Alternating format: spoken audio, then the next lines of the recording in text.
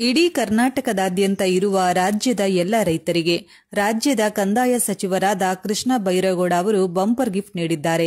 ರೈತರಿಗೆ ಬಗರ್ ಹುಕುಂ ಸಾಗುವಳಿಗೆ ಅರ್ಜಿ ಹಾಕಿದವರಿಗೆ ಮತ್ತು ಅರ್ಹರಿಗೆ ಹಾಗೂ ಇನ್ನೂ ಕೂಡ ಅರ್ಜಿ ಹಾಕಲು ಬಯಸುತ್ತಿರುವವರಿಗೆ ಸರ್ಕಾರದಿಂದ ಉಚಿತವಾಗಿ ಭೂಮಿ ಮತ್ತು ಜಮೀನಿನ ಪಹಣಿಯನ್ನ ನೀಡಲು ರಾಜ್ಯದ ಕಂದಾಯ ಸಚಿವರಾದ ಕೃಷ್ಣ ಬೈರೇಗೌಡ ಅವರು ಭರ್ಜರಿ ಬಂಪರ್ ಗಿಫ್ಟ್ ಅನ್ನು ನೀಡಿದ್ದಾರೆ. ಮತ್ತೆ ಇಲ್ಲಿಯವರೆಗೂ ಉಳಲು ಭೂಮಿ ಇಲ್ಲದೆ ಸರ್ಕಾರಿ ಜಮೀನನ್ನ ಉಳುಮೆ ಮಾಡಿ ಬಿತ್ತನೆ ಮಾಡಿ ಕೃಷಿ ಕೆಲಸ ಮಾಡುತ್ತಾ ಬಂದಿರುವ ರೈತರಿಗೂ ಕೂಡ ಸರ್ಕಾರದಿಂದ ಉಚಿತ ಜಮೀನನ್ನ ನೀಡಲು ಮಹತ್ವದ ಕ್ರಮ ತೆಗೆದುಕೊಳ್ಳಲಾಗಿದ್ದು, ಪ್ರತಿಯೊಬ್ಬ ರೈತರು ಕೂಡ ತಪ್ಪದೆ ವಿಡಿಯೋವನ್ನ ಕೊನೆಯವರೆಗೂ ನೋಡಿ. ಸ್ವಂತ ಜಮೀನಿರುವ ರೈತರು ಮತ್ತು ಸ್ವಂತ ಜಮೀನು ಇಲ್ಲದೆ ಇರುವ ಕೃಷಿ ಕಾರ್ಮಿಕರು, ಅಂದರೆ ಮತ್ತೊಬ್ಬರ ಜಮೀನಿಗೆ ಕೆಲಸಕ್ಕೆ ಹೋಗುವ ಕೂಲಿ ಕಾರ್ಮಿಕರು ಸರ್ಕಾರದಿಂದ ಉಚಿತವಾಗಿ ಬಗರ್ ಹುಕುಂ ಸಾಗುವಳಿ ಯೋಜನೆಯಡಿಯಲ್ಲಿ ಸರ್ಕಾರದಿಂದ ಉಚಿತವಾಗಿ ಉಳುಮೆ ಮಾಡಿ ಕೃಷಿ ಜಮೀನಿನನ್ನಾಗಿ ಪರಿವರ್ತಿಸಿಕೊಳ್ಳಲು ಸರ್ಕಾರಿ ಗಾರಾಯಣ ಸರ್ಕಾರಿ ಬೀಳು ಭೂಮಿ ಉಚಿತವಾಗಿ ಪಡೆದುಕೊಳ್ಳಬಹುದಾಗಿದೆ.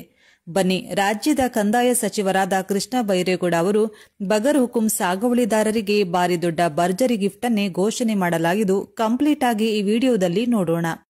ಸರ್ಕಾರಿ ಭೂಮಿಯಲ್ಲಿ ಸಾಗುವಳಿ ಮಾಡುತ್ತಾ ಬಗರ್ ಹುಕುಂ ಸಾಗುವಳಿ ಚೀಟಿ ನಿರೀಕ್ಷೆಯಲ್ಲಿದ್ದಂತಹ ರೈತರಿಗೆ ಗುಡ್ ನ್ಯೂಸ್ ಒಂದು ಹೊರಬಿದ್ದಿದೆ.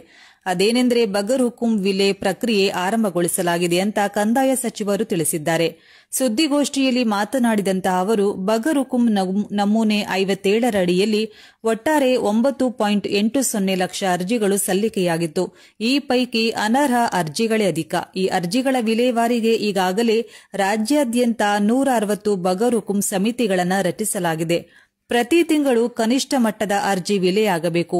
ಮುಂದಿನ 8 ತಿಂಗಳಿನಲ್ಲಿ ಎಲ್ಲ ಅರ್ಜಿಗಳನ್ನು ವಿಲೆಗೊಳಿಸಬೇಕು.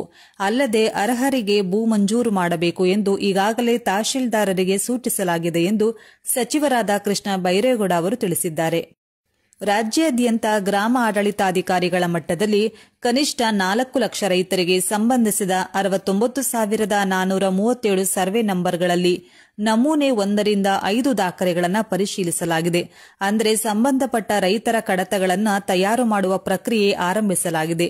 ಈ ದಾಖಲೆಗಳನ್ನು ಒಂದುಗೂಡಿಸಿ ರೈತರು ಪೋಡಿಗೆ ಅರ್ಹರೇ ಎಂದು ಗುರುತಿಸಲಾಗುವುದು.